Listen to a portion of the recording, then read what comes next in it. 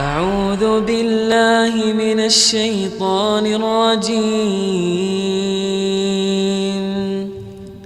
بسم الله الرحمن الرحيم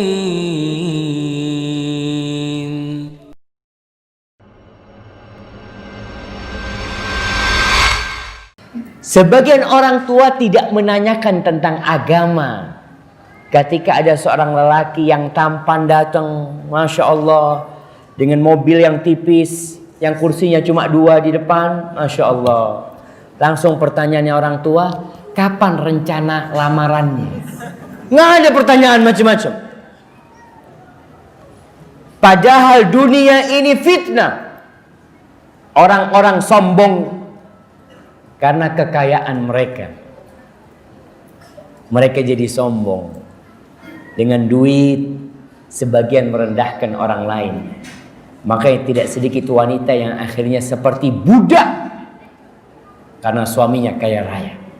Dia tidak dihargai. Maka seharusnya engkau tanya, kalau ada orang meminang, ya tanya, Alhamdulillah. Jangan ditanya gajinya berapa. Masalah gaji terakhir nanti. Apa pertanyaan pertama? Ya ma, kira-kira pertanyaan pertama, Masya Allah, udah berapa juz hafalannya? Aduh, juz yang mana?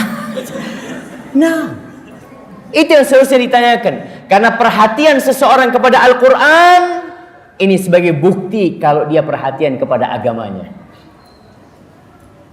Kalau orang perhatian sama Quran, insya Allah sholat. Jadi sholat ini insya Allah dia sudah laksanakan.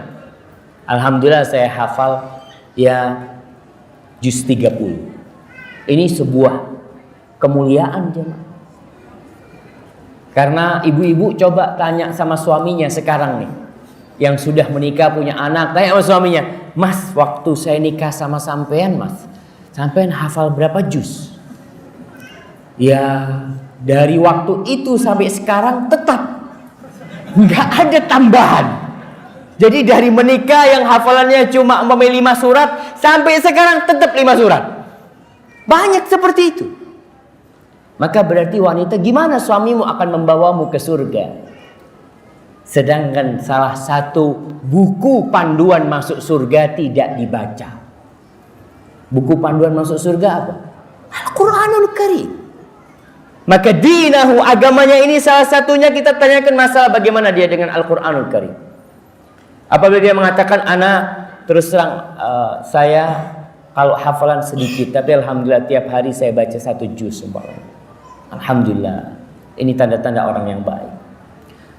Kalau antum takut dia tidak jujur, maka tanya sama orang lain. Demi surga Allah Subhanahu wa taala. Baik, yang kedua, akhlaknya.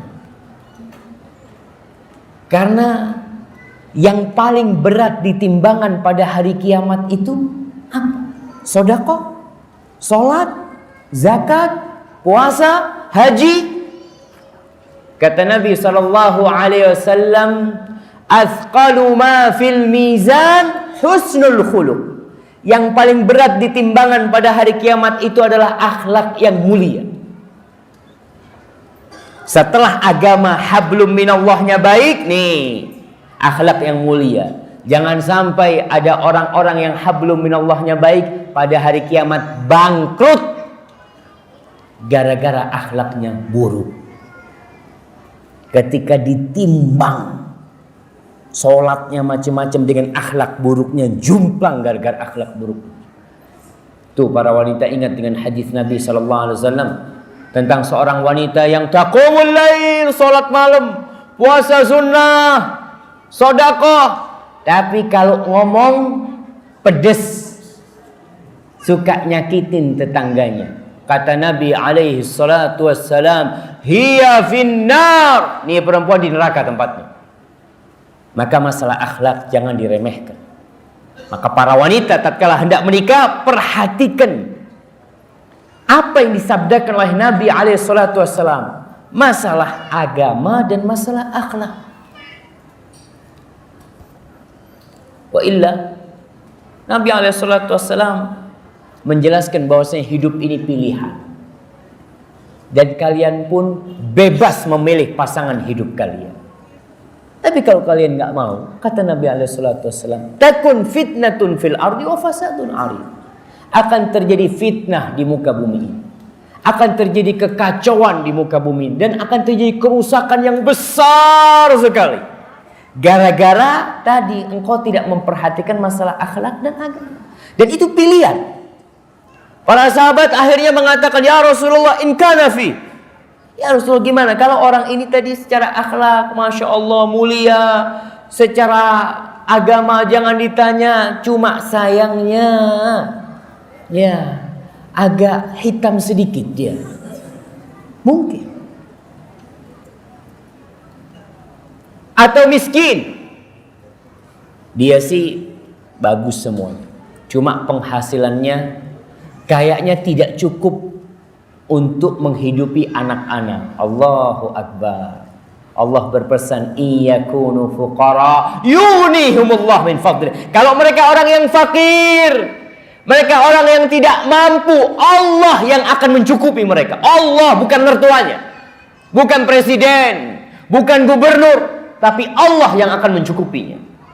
Di sini jemaah, Allah Jalla Jalaluh bisa menjadikan tuh menantu yang kaya dalam sehari jatuh miskin. Dan Allah bisa menjadikan menantu yang miskin, tapi karena dia akhlaknya mulia dan agamanya baik, Allah beri kecukupan dia. Siapa yang memberi kecukupan? Rabbul Alamin. Maka para sahabat ketika mengatakan in kana fi, gimana kalau dia secara itu udah baik tapi yang lainnya kurang? Nabi mengatakan, idza ja'akum man tardawna dinahu wa khuluquhu fa'ankihu. Idza ja'akum man tardawna dinahu wa khuluquhu fa'ankihu. Idza ja'akum man tardawna dinahu wa khuluquhu fa'ankihu. 3 kali beliau mengatakan, nikahkan, kawinkan tuh orang. Kawinkan tuh orang. Asalkan sudah cocok sama anaknya. Karena anak perempuan gak boleh dipaksa juga. Anak perempuan ini ya dikasih pilihan juga dia. Nak, kayak gini nih nak. Banyak wanita sekarang ya kesian ya dengan hubungan bebas sekarang. Dengan adanya medsos. Sehingga wanita-wanita itu kebayang suami yang baik itu suami yang perlente. Insya Allah. Yang rambutnya klimis. Yang jamnya ya kalau dibuka sedikit orang langsung tahu harganya. Oh, nah. Kadang-kala seperti itu. Dia lihat sahib-sahibnya, Allah jemaah, banyak wanita-wanita yang hidup merana gara-gara salah milih pasangan hidup. Bahkan anak pernah cerita, ada seorang wanita curhat di Malang, dia cerita, Ustadz, anak punya suami, alhamdulillah anak udah tobat, Ustadz. Ana udah cerai sama suami ana yang pertama, ana udah nikah lagi, kata dia. Dia bawa anaknya. Ini anak ana, Ustaz, tolong dikasih nasihat. Terus terang salah didik bapak. Ana itu dipaksa nyabu sama suami ana. Dikunciin pintu, dipaksa untuk. Ya karena tadi dia memilih suami memang bukan yang agama dan akhlaknya baik. Kesalahan itu kesalahan dia dan terima. Resiko yang kata Nabi SAW akan terjadi kerusakan dan kekacauan, terima itu. Karena engkau yang memilih. Dan seorang wanita berhak menolak. Dan ini juga bermasalah dengan orang tua. Kadang-kala orang tuanya nggak paham agama. Ketika dilihat yang meminang, aduh jenggoten. Kata dia, itu orang tua sudah. Aduh nah, kau salah milih calon nak. Ini aliran apa ini? Ini aliran Sungai Brantas. Emangnya aliran sungai gitu. Nah, itu kadangkala si perempuan sudah cocok, sudah nerima, tapi masalahnya di siapa? Di keluarga, di orang tua. Bagaimana caranya? Ini kita mau masuk surga, ayah. Dan katakan kepada orang tuanya dengan santun, Masya Allah. Ini gara-gara banyak bapak-bapak mendolimi ibu-ibu.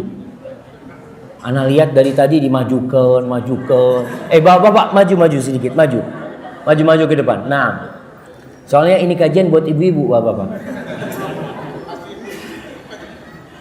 Iya, merapat sedikit karena kita akan masuk 5 menit lagi masuk ke sesi tanya jawab. Alhamdulillah. Nah, silahkan merapat bapak-bapak, jangan takut.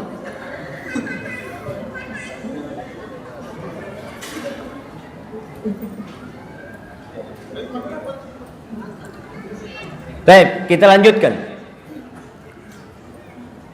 Sampai mana kita jemaah? Nah, baik.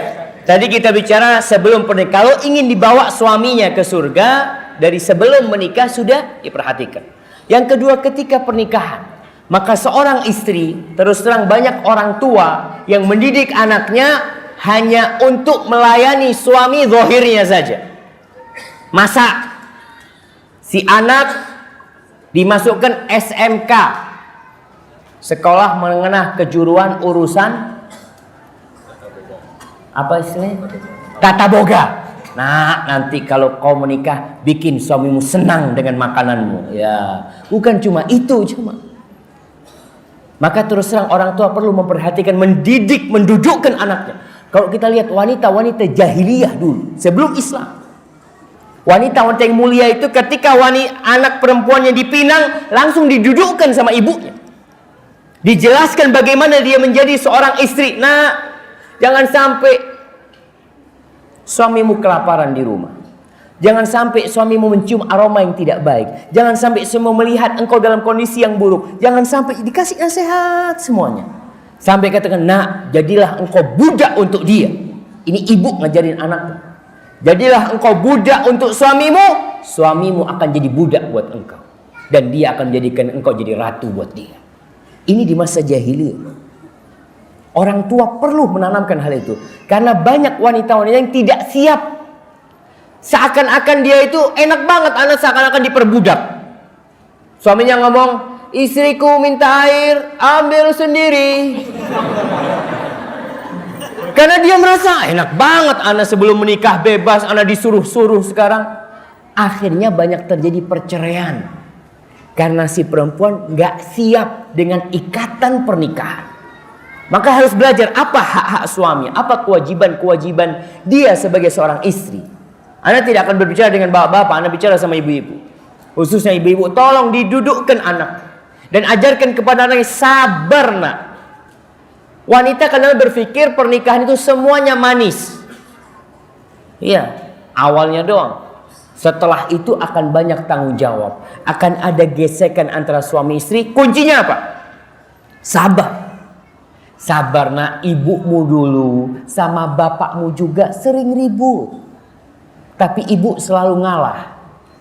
Tapi ada ibu-ibu yang mengatakan kepada anak, nak, kau jangan mau diatur sama suamimu. Jangan mau. Kau itu harus jadi seperti ibu. Tuh, bapakmu sama ibu dipanggil nurut. Masya Allah. Jadi rusak rumah tangga ini. Maka ini kalau ingin dibawa, tolong diajarin anak-anaknya itu. Tentang pelajaran menjadi seorang istri. Bagaimana di dalam Islam, istri yang baik, istri yang mulia. Dan saling mengingatkan. Tidak ada yang sempurna. Suami-suami itu banyak kekurangan. Dan istri juga memiliki kekurangan. Tatkala melihat kekurangan itu, jangan ditebarkan keluar rumah. Cukup engkau yang tahu. Kalau engkau mau cari solusi, datang ke orang yang alim. Dan ini jemaah, para wanita ya, kalau punya masalah sama suaminya, jangan curhat sama ibunya, tapi curhat sama mertuanya. Ibu-ibu dengar? Ibu-ibu? Nah, curhat sama mertuanya. Kenapa?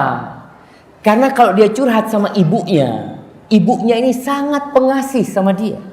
Akhirnya sang ibu akan, udahlah kalau suamimu memang kayak gitu nggak bisa dikasih tahu, udahlah kau minta cerai. Tapi kalau sama mertuanya, insya Allah mertua ngasih tahu anaknya enak.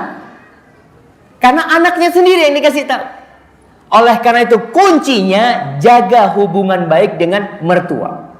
Ustadz, mertua anak cerewet, tetap jaga, hormatin, dia adalah ibu suamimu. Ustadz, mertua anak ini selalu seudon sama anak. Tetap jaga hubungan baik. Lama kelamaan yang namanya baja kalau dipanasin leleh juga. Ada orang yang punya ibu mertua seperti baja. Alhamdulillah, bersyukur sama Allah. Bagaimana cara melunakkannya? Dipanasin terus. Lama kelamaan itu mertua akan cinta sama menantunya. Tapi kalau si menantu ini sudah mulai Allahu Akbar, anak nggak salah disalahin, ibumu tuh nggak bener, ibumu tuh dolim, habis sudah. Tapi tolong dijaga, jangan cerita kezaliman mertua kepada suami, jangan. Diterima, tapi engkau sendiri yang memperbaiki.